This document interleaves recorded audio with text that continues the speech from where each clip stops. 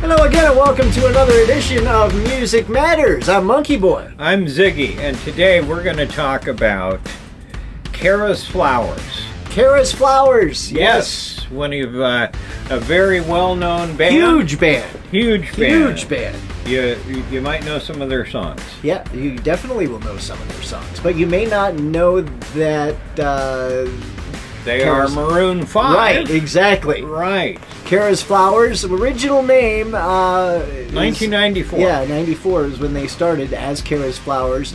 Had a couple member changes, which we'll talk about, and then they went to college and came back and changed the name to Maroon 5. Yeah. So, yeah, that's the band we're going to talk about. Okay, well, let's talk about them. All right. How do you want to just start from the beginning? They achieved massive success after regrouping in the early 2000s. Adam Levine, of course, vocals. Jesse Carmichael on keyboards. Michael Madden on bass. James Valentine on guitar. Matt Flynn on drums. And PJ Morton on keyboards. Of course, they're known for the hits Move Like Jagger, This Love, Sugar. Just a few, but I like some of the ones that weren't the bigger hits, you know. Yeah. So we'll and Sally is Sally the podcast dog. Sally the podcast dog, huge fan of Maroon 5. Yeah, Moves Like Jagger. Moves. Our stalker has entered the home. Oh, has she? Yes. Oh, okay. Our stalker has entered the home. Okay. Otherwise known as your wife. Yep. Okay. Yeah, we'll talk about those singles and their chart success. But they're... I really don't know anyone else other than Adam. Yeah. I'll be honest with you. Yeah, I mean, the rest of the guys are kind of like Matchbox 20. They remind me of Matchbox 20. Like, a little bit. I know the lead singer, but I couldn't tell you who any of the other guys are. Yeah, it's like they've always been there. Yeah. But I've just, for some reason, just focused on the Adam Levine, he's been around, and he's it's like the Rolling Stones. No, yeah. they're the Rolling Stones, and Yep. Yeah. So,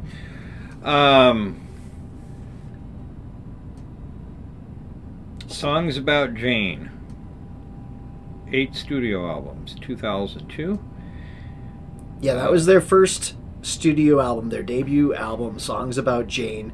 Became a massive hit with singles like This Love, She Will Be Loved, and Harder to Breathe, which I think off of the album, Harder to Breathe is probably my favorite song off that album. Yeah.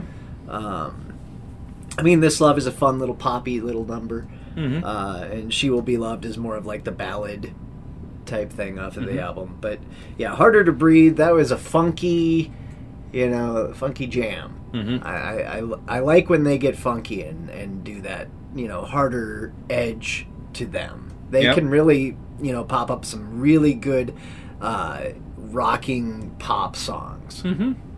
I mean, they are, their genre is pop band. Yep. Yeah, very much so. And they blend funk, they blend pop, and they blend rock all seamlessly. I think they blend a little bit of... I think they're at least trying to blend a little bit more of like the hip hop stuff in there too. Yeah, now. and I oftentimes hear just a hint of R&B. R&B in the R&B. Yep. Okay, 2007. The album "It Won't Be Soon Before Long." Yep. Hands All Over was after that. Of course, it featured the hits "Moves Like Jagger," "Makes Me Wonder" as well. That Move Like Jagger was just huge. That was a big song. Overexposed in 2012. Yeah. That one added more depth to their sound as they released that album. And Five, they released in 2014. Sam Farrar also joined as a multi-instrumentalist, solidifying their current lineup at about that time as well. Red Pill Blues? Yeah, hang on here. I'm still trying to find where... I lost my spot. There it goes. Their album that's out right now is Love Is Like. Yes. The title track is with Lil Wayne. Yeah, that's why I say I think they're starting to blend the hip hop Yeah. To their music. They have a lot of collaborations on this. One with Lisa, which isn't that a K-pop? Yeah. She's from Blackpink. Yep. Then there's Sexy Red is on that album as well. And the album before this one, Jordy, they had some as well, with Megan Thee Stallion was on one of the songs, Black Bear was on another, and Stevie Nicks was on another, Bentu was on another. Yeah, they did a lot. Jason Derulo. Yeah. They worked with a lot of different people on their last couple of albums. They're doing a lot more of a collaboration. Well, I believe that we talked about that on the podcast last season, that, for some of these, do I dare say older, Maroon 5 has been around for a while. It's been around now. It's been 20 years. And the best way for them in this current music environment where the attention span is 10 seconds. Right. For your 15 to 25 or 30-year-old, maybe. Right. For these people to stay relevant, stay popular, they're going to have to collaborate with bring in the new artists, people from the new and now, or legends. Yeah. And that's in any genre. Yep. You see that happening a lot in the last couple of years over on the country side of things. Where they're working with some hip hop artists in country, and that's it's a good thing. But there's also, I'm sure they've wanted to collaborate with those people. So for sure. I wasn't bashing them. I'm just saying, that's what the music environment is doing now. But they've certainly stayed relevant with these songs that have just stuck around and been ingrained in our heads. Right. A lot of their songs have what they're referred to as earworms. Very much so. Very much so. Very, very hooky songs. So, 15 top 10 hits on the Billboard Top 100. The number of weeks they spent at their peak position as of 2026 of their number ones. One More Night peaked at number one for 9 weeks in 2012. Girl Like You featuring Cardi B peaked at number one for 7 weeks in 2018. Moves Like Jagger with Christina Aguilera peaked at number one for 4 weeks in 2011. Makes Me Wonder peaked at number one for 3 weeks in 2007. They're among their top 10 hits, Payphone with Wiz Khalifa spent 6 weeks on the chart. Sugar peaked at number 2. Memories peaked at number 2 in 2020. Animals peaked at number 3 in 2014. She Will Be Loved was a top 5 hit in 2004, along with This Love. Oh, that was a number 5. Maps peaked at number 6 in 2014. Do You Want to Know featuring Kendrick Lamar peaked at number 6 in 2017. Daylight was a top 10 hit in 2013. What Lovers Do featuring SZA. Yeah, SZA. SZA, you know how to say it now. I do. Not SZA. No. Peaked at number 9 in 2017. Love Somebody was a top 10 in 2013. All good hits. All good hits. I'm looking globally here.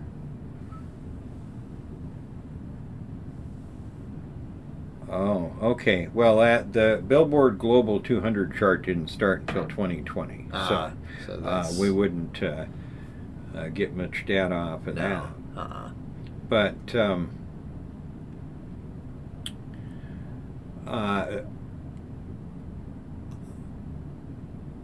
I'm not sure why he went on The Voice. I suppose that, I guess if you're a good manager and you want to keep your band running and successful, you go on The Voice. I think so. I think it was, Maybe it was during a break. I think it was during a break, I'm pretty sure. Some of them were maybe starting families. and he wanted to, try his hand at TV. Maybe, yeah. Well, I think it's kept the band popular. For sure. It's kept them, at least Adam Levine, in the news for quite some time. Mm-hmm. Yeah, I mean, because you could put these guys in Matchbox 20 and I still wouldn't, Right. I still wouldn't know if they passed me on the street. But, he's a guy Adam is a guy who has sung very well. He, his range is quite high. For sure. Again, they've been around for a while now. He's still singing top notch. Yeah. Well, in 2009, this is a long time ago, Yeah. Levine stated that he believed the band was reaching its peak and may make one more album before disbanding. He explained, "Eventually I want to focus on being a completely different person because I don't know if I want to do this into my 40s and 50s and beyond like the Rolling Stones." Levine later dispelled any rumors of the band breaking up, saying, "I love what I do and think that, yes, it might be tiring and complicated at times, but we don't have any plans on disbanding anytime soon." I think that statement shows you, because that was before he entered The Voice, shows you what his plans kind of were. He wanted to, go from being a touring guy to maybe, being on More TV settled. and more settled, more, Yeah. still being in music in a way, but also not, it's a completely different thing. Maroon 5, 2009 was a big year for them. They performed at the Renaissance Hotel in D.C. for the Declare Yourself event in honor of the inauguration of Barack Obama. The band recorded a cover version of The Way You Look Tonight, which appears on the Frank Sinatra tribute album His Way, Our Way. It was included on the soundtrack to the 2010 film Valentine's Day. Maroon 5's third studio album was recorded in mid-2009 in Switzerland, where the band was joined by recording producer Robert John Mutt Lang. There, we talked about him last year.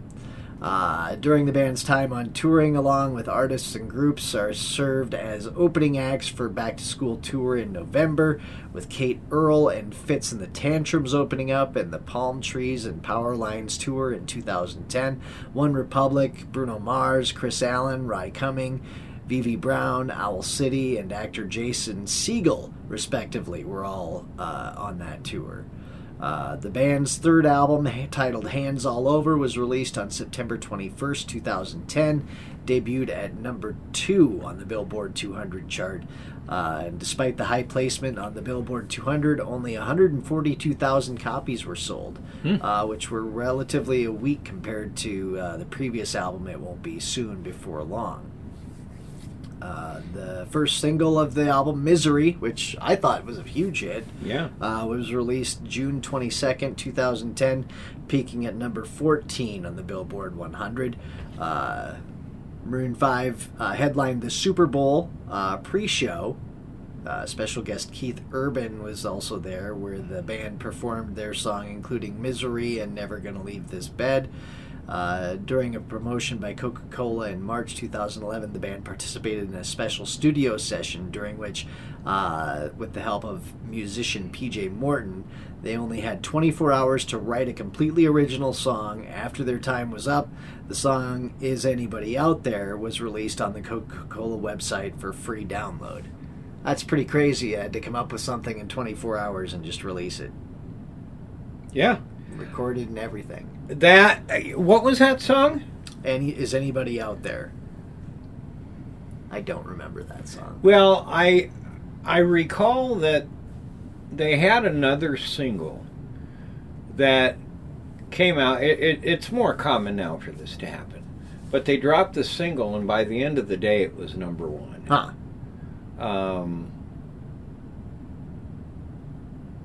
It's been in the it's. I can't remember what the song was. In 2011, Moves Like Jagger, featuring Christina Aguilera, premiered on The Voice. June 21st. I don't remember that. Reached the number 1 position on the Billboard Hot 100 chart in September. Frontman Levine was also featured in the Gym Class Heroes song Stereo Hearts from their album The Paper Cut Chronicles 2, which peaked at number 4 on the Billboard Hot 100. Toured with Train. They also filled a spot for Jay-Z, who canceled an appearance for the Rock in Rio Festival. Oh, yeah. Yep. The band launched a Snapple flavor named Tea Will Be Loved in support of Feeding America in September 2011. I would have never known that. They were on Saturday Night Live multiple times. MTV Video Music Awards, American Music Awards.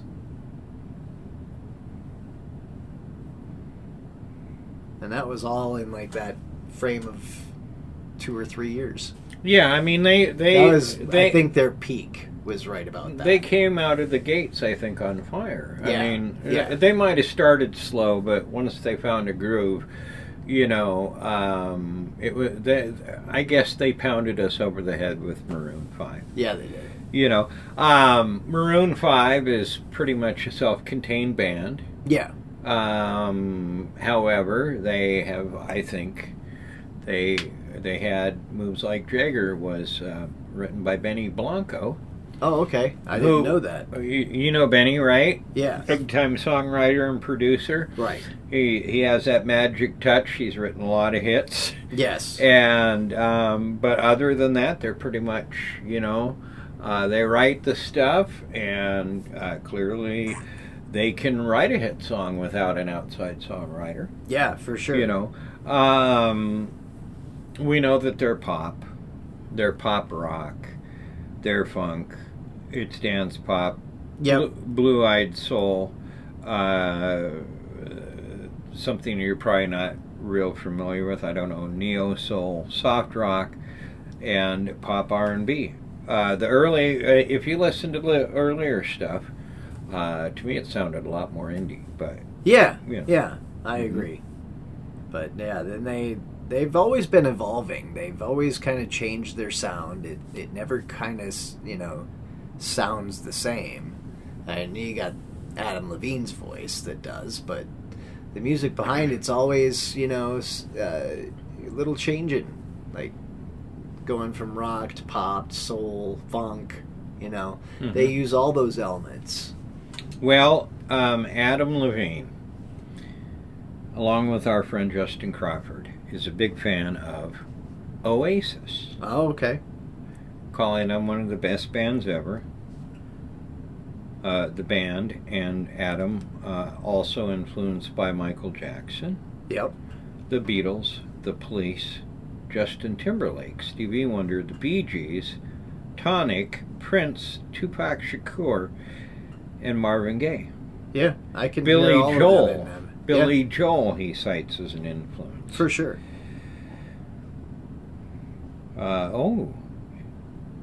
The guitarist James Valentine, influenced by one of my favorites of all time, the great jazz guitar player Pat Metheny, and John Scofield, Queens of the Stone Age.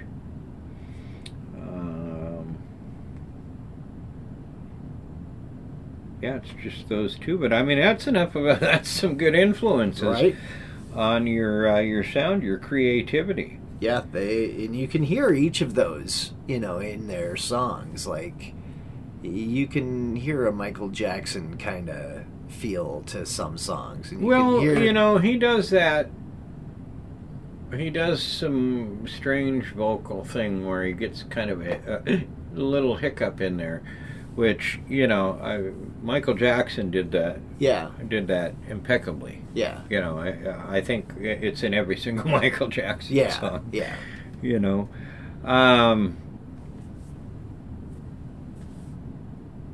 They're a band, I think, that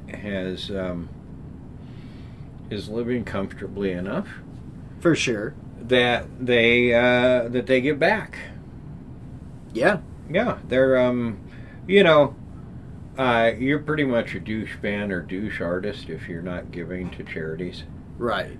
That's my viewpoint. Yeah. You know, they've done a lot of different things. Yeah, they've done a lot of different things. The environmental nonprofit Reverb is working with them to green their tours, you know. Yep. Whatever that requires, you know. Right. They're a supporter of AIDS Still Required. Yep.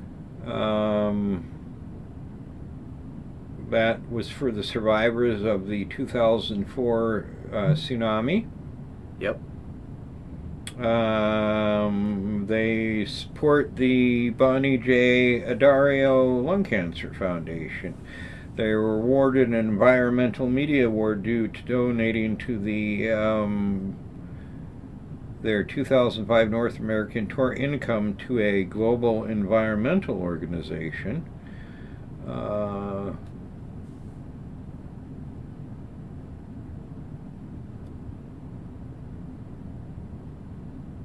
I don't know what that one was about. Oh, there was a tsunami. No, what was it? A tsunami? In Japan, they donated the proceeds from their tour to the Japanese Red Cross. We won't get into that next thing there.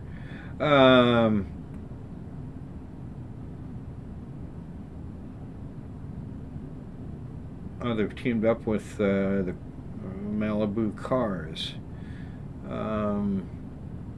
UNICEF.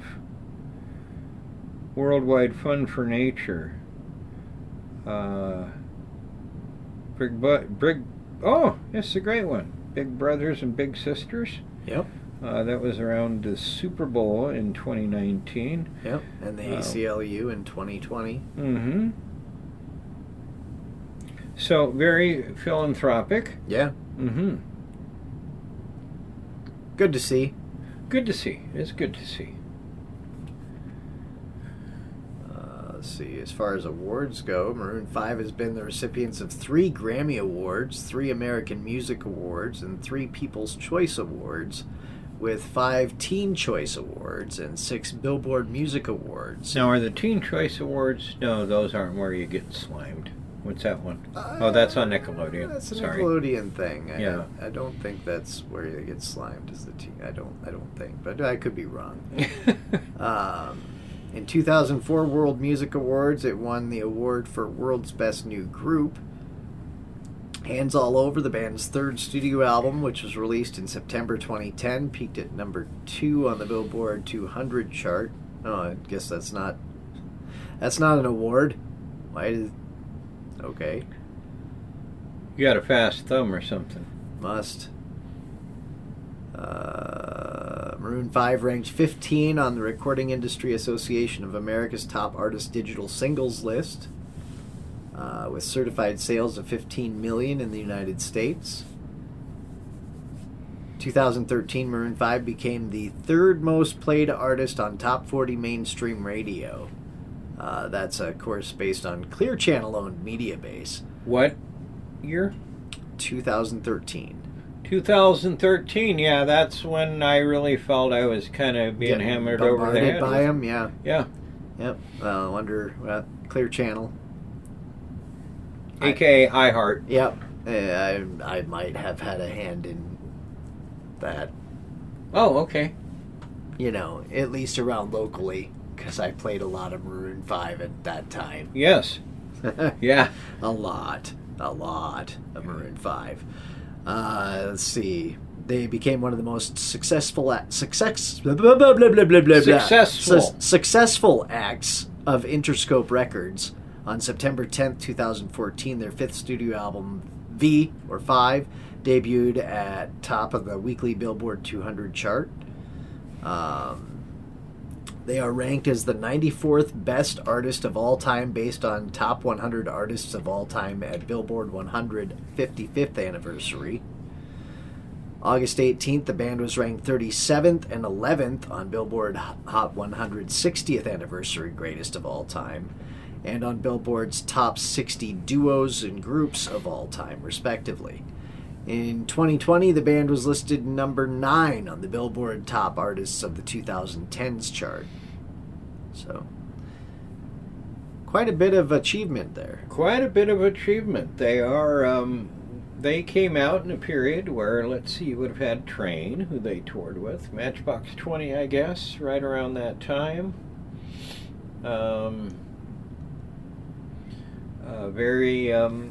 I think that period of time was more band centric than independent or solo artist. Right.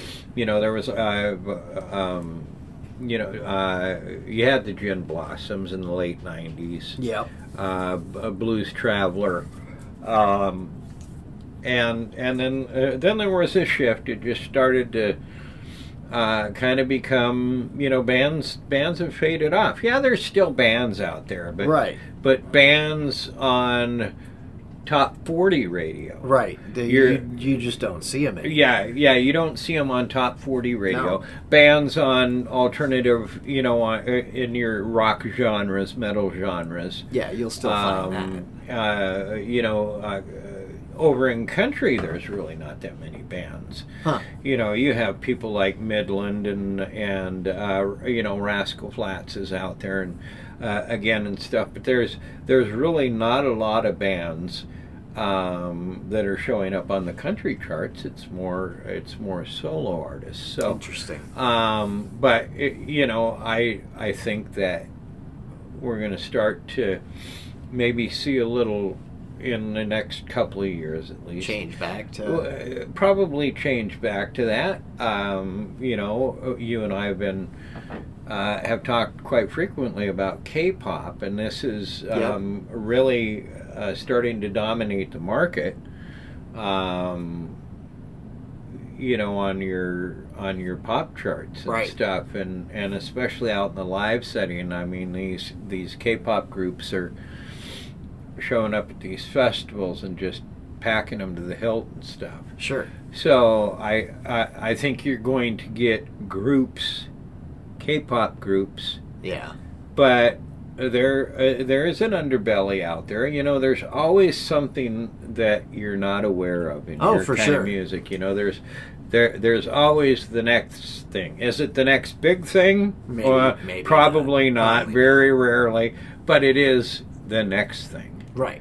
And there's some. It's somewhat refreshing to get something new. I mean, but I do think that you'll see Turnstile is a very I think is a band that inspires. I hope that so inspires too. You grabbing at the age of 15 your best female friend who plays bass. Right. And grabbing your buddy over here who plays keyboards, and you get in the basement, you get in the garage, and you just start banging away at whatever kind of music it is. Yeah. I think they're inspiring bands. I hope so. In all genres. I'd like to see that. And it'll be really nice. Yeah. So, well, I think that is enough on Maroon 5. All right. We're going to do lots of deep dives on artists. Oh, for sure. In the upcoming season. Yeah. I've got a lot of different ideas. Danger would be one. We did Danger. Yeah. You talked about that on the last episode. Did we do Billy Joel last year? Yeah, we did Billy Joel. Okay. We did Stevie Wonder as our last episode. See, I can remember back that far. But I would like to talk about some drummers, some guitarists. We could do an episode on Neil Peart. We could. Yeah. Did we do an episode on George Strait? I don't think so. But we should. Yeah, probably should. 63 number one hits. Yeah. You'd know more about him than I would. But I know. Yeah. But we have equal love for all kinds of music on here. For sure. We should do that. We should probably talk about Miles Davis. Ooh, Miles Davis would be all right. Miles Davis. Yeah. great at the trumpet. For sure. Yeah. Maybe Frank Sinatra. Frank Sinatra, certainly. Yeah. Well, that might be going back a little bit. It's a little ways. But, yeah. That's in the Who way, knows? way We'll see. That's in the way back time machine. Yeah, I don't know. That if you go way back, you can't go forward. Right. Do you remember on Big Bang when they bought the time machine? Yeah. Uh-huh. Yep. Yeah. If we go back, dude, it ain't going to work. We're never going to get back to 2026. Yeah. But yeah, I mean, no shortage of we got legendary artists. A lot of legendary artists to talk about. In the meantime, I did see the other day that there is a new John Lennon Yoko Ono documentary. I thought we were not mentioning the woman who would not, or the woman's name who should not be, or whatever. Oh, that's right. We have other things to talk about. Yeah. Long before her. Okay. Yeah. Well, I thought we weren't talking about Ono. Oh, I don't know. I don't know what's come over me. I thought Nono was a no-no. Or I thought Ono was a no-no. Ono is a no-no. That's what I thought. Okay. All right. Well, forget that anyway. Anything with Yoko Ono requires watching or listening with a razor blade. This is the Music Matters Podcast. I'm Ziggy. I'm Monkey Boy. We'll talk to you next time.